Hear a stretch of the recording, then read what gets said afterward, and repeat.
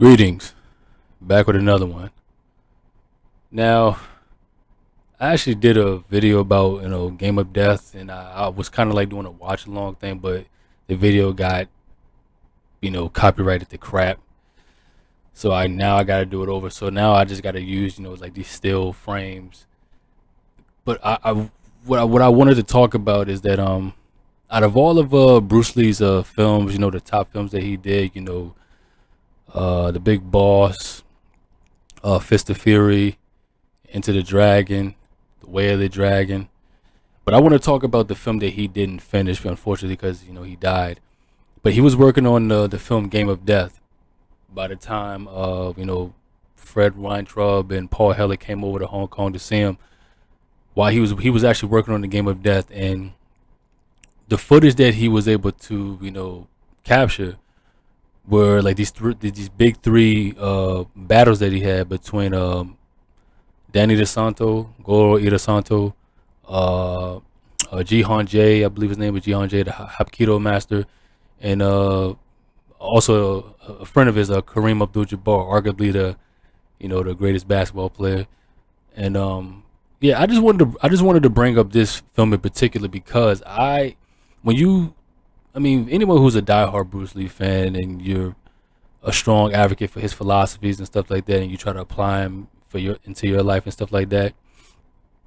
The one thing, at least on the combative side, I really think that Bruce Lee really conveyed his philosophy, at least from a combative standpoint, the best with the between the 20 to 30 minutes that he captured for this film than any other film he's done. Now, it may sound uh you know it may sound controversial for me to say this, but let me explain. At least from a combative side, now the way how because if you go back and watch the footage, especially when he was talking to people like Inosanto and Kareem and stuff like that, I like how Bruce was able to capture those moments, how they can pause for a little bit, and he would actually convey his philosophy and stuff like that. And for example, when he let's get going here, when he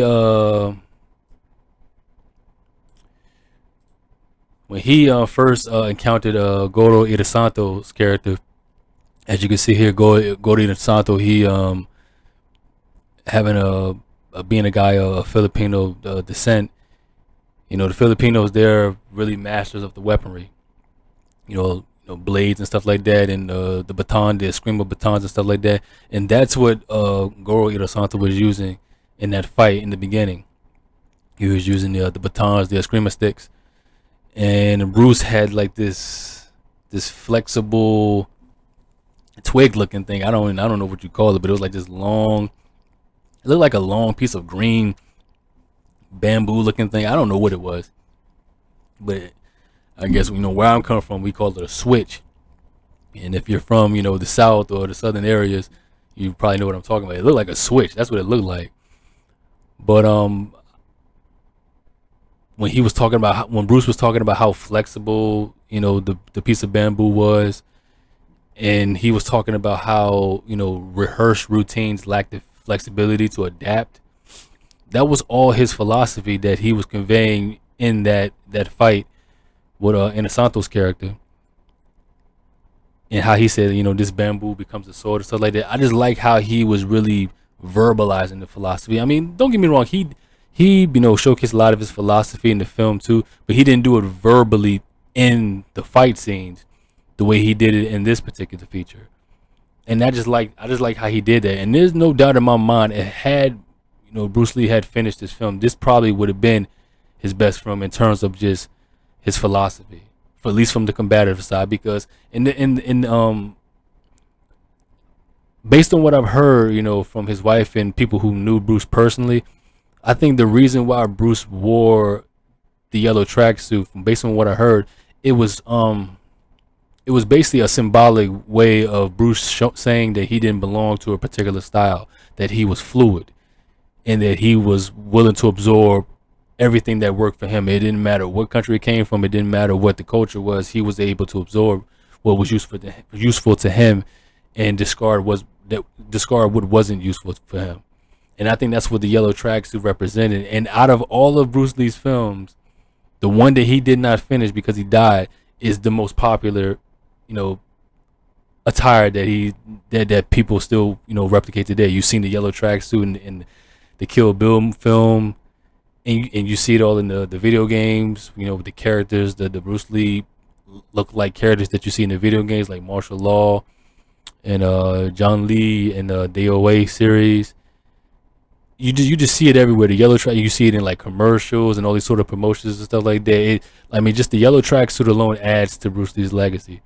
It is because, like I said, it was just so different from anything that he wore in his other films.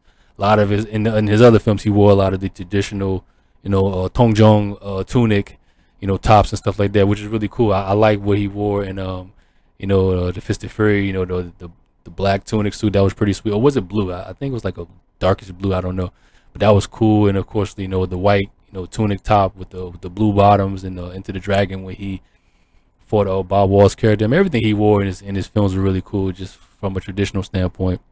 And I got a couple, Tongjong tops and stuff like that because I just like wearing that stuff. For like example, what Goro Irasanto was wearing, I like wearing stuff like that. I just love the traditional, Chinese, tops with the frog buttons and stuff. It's just really cool. But yeah, man, just what he conveyed in this battle with Goro Irasanto alone was really cool. And then when they took out the nunchakus and stuff, and like I said, I wish I could just watch, just the footage with you guys and stuff because I just like it was so. It was very much like a dance, with the nunchakus and stuff. Both of them just whipping it around and stuff like that. And the way that they shot it, it was like I said, 'cause this was shot in Hong Kong now, and I sound like a broken record. Hong Kong are the best at it when it comes to just fight scenes in general. Just how they shoot it. They shoot it in the long shots so to make sure so you can see the actors, the martial artists, in their entirety. They don't cut away too much like how we do in Western films. That's like I say, like Western films are beautiful, but when it comes to like fight scenes, it's just too much cutting for me. I think Hong Kong is just the best at it. But I just like how he started off his philosophy with Gordon DeSanto, and that was the great thing about the Game of Death in general, how he was going up the pagoda, and Bruce he encountered different barriers that he had to get through, and no barrier was the same. He had to adapt and modify whatever he needed to overcome his adversary. So the way he combated Goro Inosanto wasn't the same. The way he combated this next guy, Jihan Jae, I believe his name was, the Hapkido guy from, I believe he was from Korea, if I'm not mistaken. But yeah, out of the three, this was probably my favorite out of the three because just the way Bruce was just incorporating the boxing and just the boxing footwork and stuff. Like I said, I wish I could show you guys this stuff, but please just go back and watch it. Just watch the whole thing in its entirety, just those three battles alone, and you will see what I'm talking about. How Bruce was conveying his philosophy and how he was defining how to approach certain things, just at least from his perspective and stuff like that. It was beautiful how he did it. And but this particular scene when he was going against Jihan Jae, it was just so great. And just the one technique he did, where because in the beginning you have James Tien, and I believe what's the other guy's name,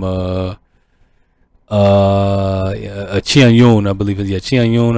Hopefully I'm pronouncing that right, but Chian Yun. Because Hapkido it's a lot of grappling in Hapkido and stuff like that in the Korean style. It has some aspects of Japanese karate influence in there too, but it incorporates you know takedowns and throws and stuff in Hapkido as well.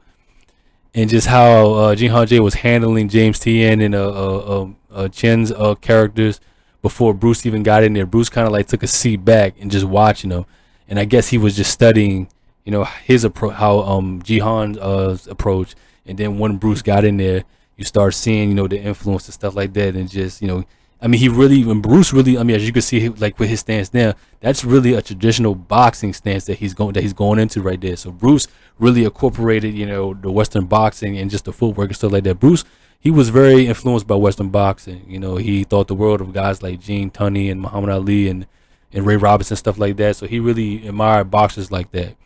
So he really took to the boxing footwork and he also was a fencer. I think his older brother was a fencer, and then he got into it and stuff. And he became a very avid fencer and stuff like that. So in fencing they have what is called the stop hit, and you know how you work that jab in there. So it's kind of like a correlation a little bit to the boxing footwork because it's constantly it's not really no set footing positions in boxing. You're constantly moving, and it's constant change and stuff like that, as opposed to like maybe a traditional art like karate where it's like you're in a set point and then you explode and stuff like that when you block or when you strike in karate. But in boxing, you're constantly just bouncing. You're very light on your feet and stuff like that. And you can see how Bruce takes to that in his films. He's always light on his feet. He's like a cat, and he really conveyed that with this particular fight against Jihan Jay, which is pretty cool. I just loved it. Just the techniques and stuff like that. You can also see the Choli foot influence and stuff there, leading with the kicks and stuff like that. Bruce did that a lot in this film, leading with the kicks and stuff like that. It was just so cool.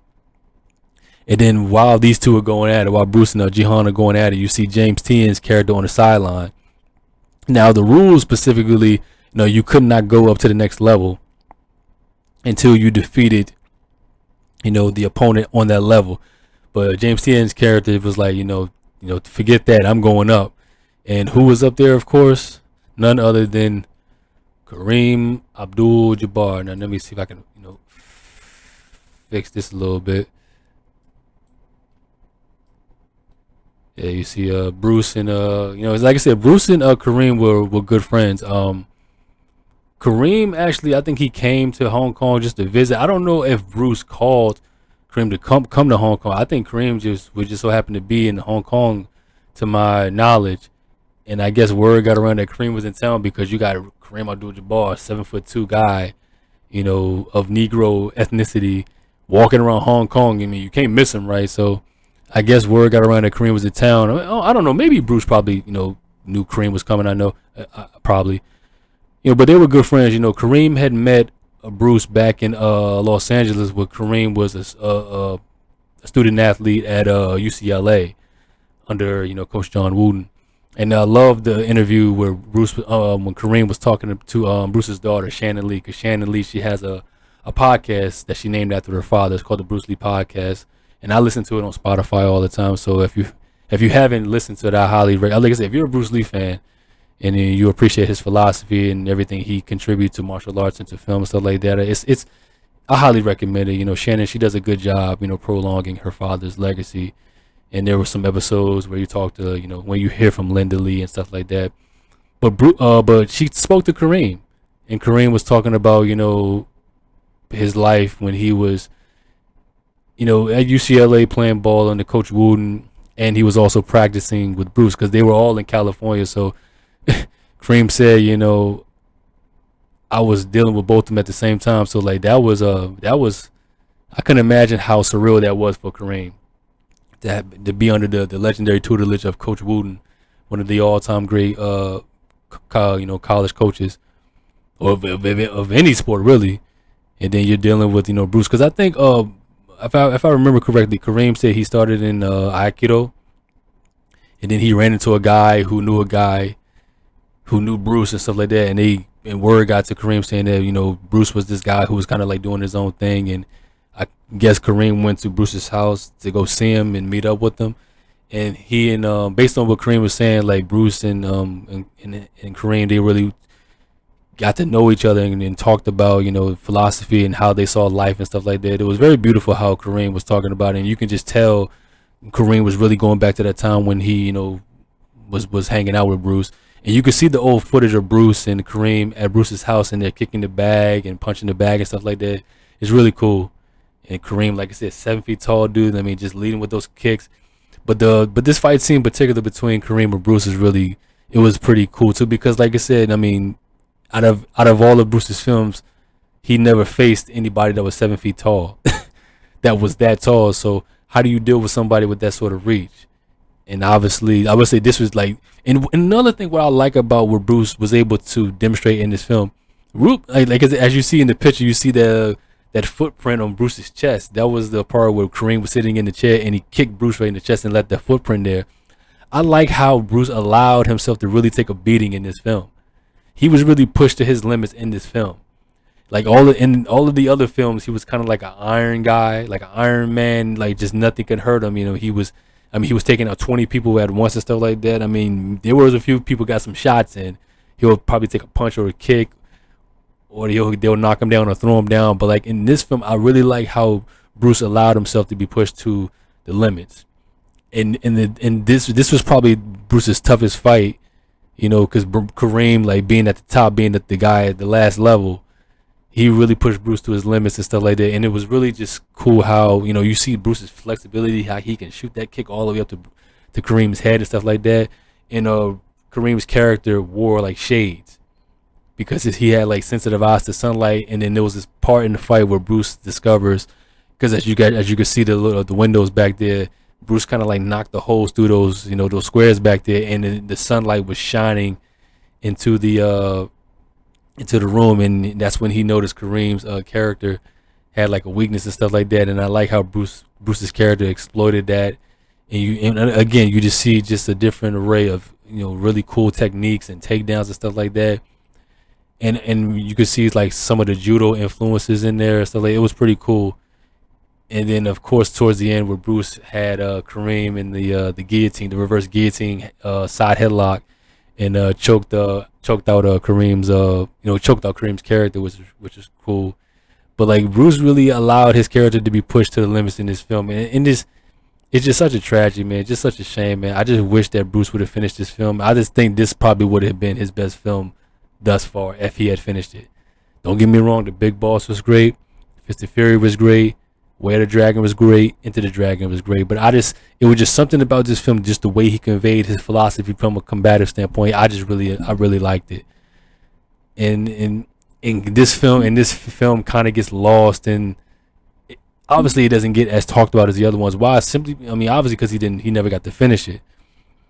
But what he was able to capture in those three fights and stuff like that, and how he was verbally, you know, showcasing his philosophy and what he believed from a combative standpoint.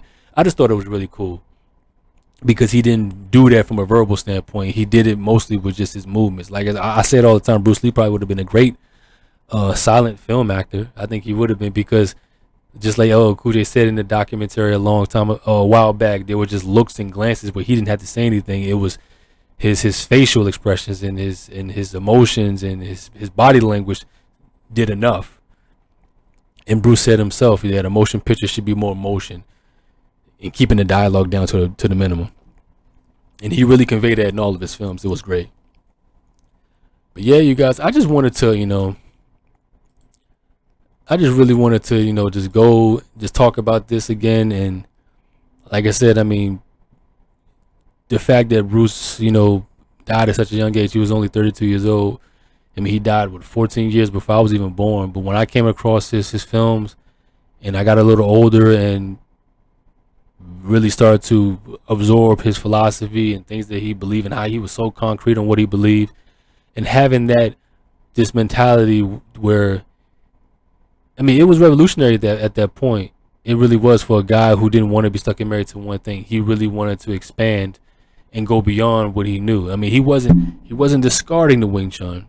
He just wanted to go beyond it and add more to it, and that's what he did. And I like how Goro Inosanto and guys like Richard Bustillo and you know, guys like Tommy Carruthers and William Chung and guys like that who knew Bruce personally, they were able to prolong the teachings of Jeet Kune Do and people like that. So yeah, man, there's nothing more I can say, but just, yeah, Game of Death. It really is a gem, considering what was shown, and, you know, based on what you want out of it. I mean, obviously, and we really didn't get to know what the story was going to be. But back in 1978, you know, a few years after Bruce was already gone, they tried to, you know, make a story out of it with another actor, and it was kind of goofy how they put everything together, because they spliced Bruce Lee himself in different scenes and stuff like that, trying to splice it, trying to make it seem like it was him, but it was really another actor that played him. And this kind of started the Bruce exploitation films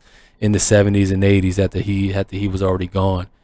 And then, like I said, and when you look at the I mean, I actually have the movie somewhere. I have it on disc somewhere, and I did see it. If you can kind of like take yourself out of it, knowing like, okay, this is not Bruce Lee himself, this is just an actor, and you just try to accept the story for what it is, for what they were trying to do, it wasn't bad. It wasn't. You just kind of gotta just tap out and just kind of like think, okay, this is not Bruce. This is, it's another actor. And I forget the actor's name. He didn't do that bad of a job. He really didn't. I like the fight scene between him and Bob Wall's character in the locker room. That was pretty fun. But yeah, man, the Game of Death, it does have its place. It really does. Out of all of Bruce's films, at least from a combative standpoint, even though he didn't get to finish it. Oh, but yeah, man, the dragon lives, man. The dragon lives, man. I mean, Bruce Lee, he lives in all of us. His philosophy and things that he believed, and just his grace, his poise, and everything that he brought to martial arts and to also to the world of cinema. So thank you, Bruce, and thank you to all of the people who knew him and practiced with him. Thank you, Kareem and Jihan J, James Tien, Nor Mio, and Godo Irasanto, and Unicorn, and Samo, and Jackie, and everybody, man. Bolo and Chuck, and Jim Kelly, everybody who knew him, man. John Saxton, all those guys, man. Rest in peace to all of them who are no longer with us, and just thank you. But yeah, man, another one for the archives. 31 cents at it. It's your brother Bleak signing out. Until next time, you guys. Us.